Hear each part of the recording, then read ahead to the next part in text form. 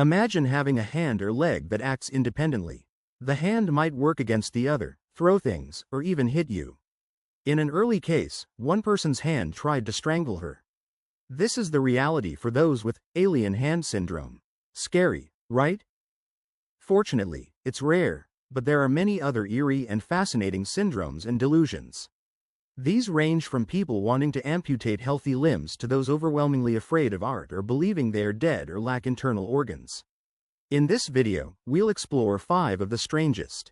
We begin with alien hand syndrome, which often arises after brain surgery, strokes, or brain hemorrhages. A well-known case is Karen Byrne, who had a surgery for severe epilepsy. Her surgery involved severing the connection between the brain hemispheres, a procedure known as corpus callosotomy, which is effective for epilepsy patients. Upon waking up from surgery, everything seemed fine, but then her left hand started unbuttoning her shirt. She rebuttoned it with her right hand, but the behavior repeated. Many strange things happened with her left hand in the following time. Karen Byrne explains. I'd light a cigarette, balance it on an ashtray, and then my left hand would reach forward and stub it out. It would take things out of my handbag without me noticing, and I'd walk away. I lost a lot of things before I realized what was happening. The American neuropsychologist Roger Wolcott Sperry was awarded the Nobel Prize in 1981 for his research on split brain. In one experiment, he asked a man to complete a puzzle. The man was supposed to arrange the pieces to match the picture. First, he did the task with his left hand, which is controlled by the right hemisphere, and it went quite well. It was different when he repeated the task with his right hand. The right hand clearly had no idea what to do. The left hand tried to help, but the right hand didn't want any help. So, it ended up the two hands fighting each other like two children. Experiments like this led Sperry to conclude that each hemisphere is a conscious system in its own right, perceiving, thinking, remembering, reasoning, willing, and emoting. Normally, the left hemisphere is dominant over the right hemisphere.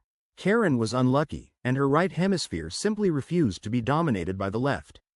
It's clear that alien hand syndrome can be disabling to a greater or lesser extent, depending on the severity of the condition. In Karen's case, they've fortunately managed to alleviate the symptoms somewhat with medication, but there is no truly effective treatment. Our next example is yet another rare syndrome called Stendhal syndrome or Florence syndrome. It was first described by the author Marie-Henri Bailly, whose pseudonym was Stendhal. When he visited the Basilica of Santa Croce, where Machiavelli, Michelangelo, and Galileo are buried, he was overwhelmed by emotions. Stendhal wrote, I was in a sort of ecstasy, from the idea of being in Florence, close to the great men whose tombs I had seen. Absorbed in the contemplation of sublime beauty, I reached the point where one encounters celestial sensations. Everything spoke so vividly to my soul. Ah, if I could only forget. I had palpitations of the heart, what in Berlin they call nerves. Life was drained from me. I walked with the fear of falling. Psychologists have intensely debated whether Stendhal's syndrome truly exists, but the effect on individuals is severe enough that the phenomenon has garnered medical interest. The medical staff at Florence's Santa Maria Nuova Hospital is accustomed to tourists feeling discomfort, dizziness, and heart palpitations after seeing Michelangelo's David or other great artworks in the Tuscan city. Stendhal syndrome is said to develop as a result of encountering something overwhelmingly beautiful. Visual and architectural arts are the most common causes, according to experts. Other items in your natural environment, such as a beautiful sunrise or a breathtaking mountain view, could also trigger it. Yet, it's more than just visual beauty of art that causes Stendhal syndrome. Other factors include being in a historically or culturally relevant location, as well as thinking about significant events in the past. Stendhal syndrome most commonly occurs among travelers to cities known for art museums, historical architecture, and cultural centers. In 1981, the then U.S. President Ronald Reagan was subjected to an assassination attempt. The assailant, John Hinckley Jr., suffered from erotomania, also known as de Clerambault's syndrome. Erotomania is a delusional disorder where an individual believes that another person, often a stranger or someone famous, is in love with them. The afflicted person will try to contact the individual they believe is in love with them, for example through stalking or other means. If the contact is not reciprocated, the afflicted person may believe that the individual is sending secret messages. They might become so convinced of the love that they believe they are in a relationship with the object of their affection. In Hinckley's case, he had cast his love and boundless admiration on actress Jodie Foster, whom he had seen in the 1976 film, Taxi Driver. In the film, the main character, Travis Bickle, played by Robert De Niro, is obsessed with a child prostitute, Iris, played by Jodie Foster. Hinckley planned the assassination attempt on Reagan in an effort to gain Foster's admiration, even though they had never met. Erotomania is rare and can occur on its own, but it is often associated with other mental health issues such as schizophrenia or bipolar disorder. Common traits among individuals with erotomania include low self-esteem, feelings of rejection, loneliness, social isolation, and difficulty empathizing with others. John Hinckley was diagnosed with schizotypal personality disorders and major depressive disorders. He was found not guilty by reason of insanity. He was committed to St. Elizabeth's Hospital in Washington, D.C., where he was under psychiatric care for several decades. In recent years he has been gradually released, finally gaining full freedom in 2022.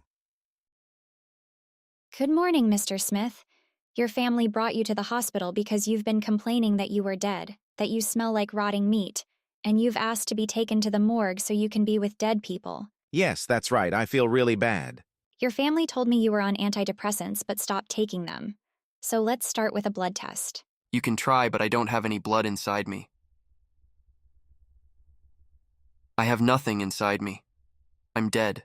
The consultation you just overheard is based on a real patient with Cotard's syndrome.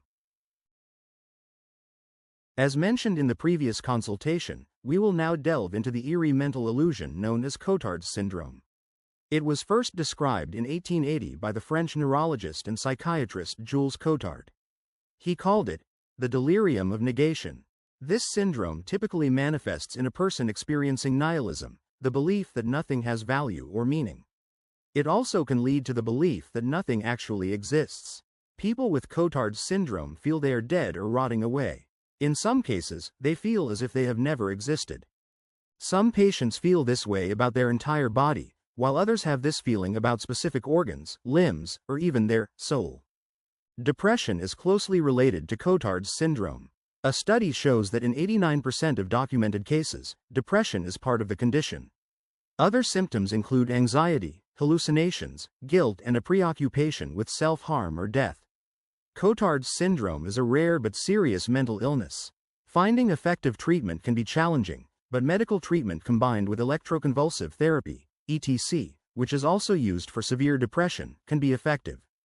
The last strange syndrome we'll cover before ending this video is apotemnophilia. John Money, Ph.D., defined apotemnophilia as an apotemnophile becomes fixated on carrying out a self-equals contrived amputation, or obtaining one in a hospital. It is accompanied by obsessional scheming to get one or more limbs amputated. Michael B. first described in a 2005 study that most people with this disorder are men, and there are preference for amputating the left leg. The reason most give for wanting to amputate a healthy limb is a desire to feel complete. A well-known case is then 67-year-old George Baer, who took a gun and shot of his healthy left leg above the knee. He had practiced on lamb legs and hams, so he knew that to cause the most damage and ensure amputation, he had to aim at the muscle just above the knee. The attempt was successful, and after 14 days in the hospital, the leg was amputated. After healing, a prosthesis was fitted, and George realized a secondary benefit to his amputation. The latex rubber socket that fit over his stump had an erotic component. The sexual potential of his left above knee stump became apparent. Rubbing the stump could be felt as sensations in his penis, and he could feel an orgasm in his stump. The erotic component of stumps has been reported by neurologist V.J. Ramachandran in other amputees, who usually did not seek their amputations but were amputated after accidental trauma or disease. George was neither psychotic nor delusional. He was an articulate and educated man who worked as an architect, entrepreneur, and businessman. Throughout his life, and through 2 marriages, his obsession and fascination with becoming an amputee were constant companions. The last 12 years of his life, as an amputee, were a transformation for George. A calming occurred, and the agitation and dysphoria George endured over possessing his intact leg has ended. That concludes this video. There are many other fascinating and frightening syndromes and delusions to explore. Leave a comment if you'd like us to cover more in a future video. If you haven't already, hit the subscribe button now. It will help us make better and better videos. See you next time.